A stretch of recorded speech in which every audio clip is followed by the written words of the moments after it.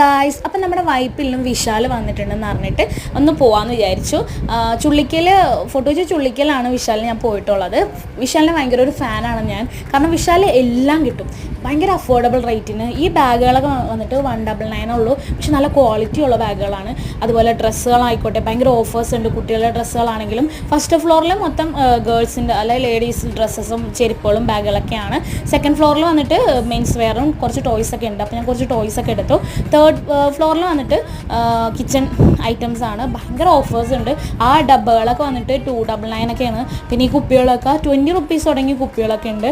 പിന്നെ ഈ ഫ്രൈ പാനുകളൊക്കെ വന്നിട്ട് 199, 299, 499 അങ്ങനെയൊക്കെയാണ്. ഭയങ്കര ഓഫേഴ്സ് ഉണ്ട് കേട്ടോ.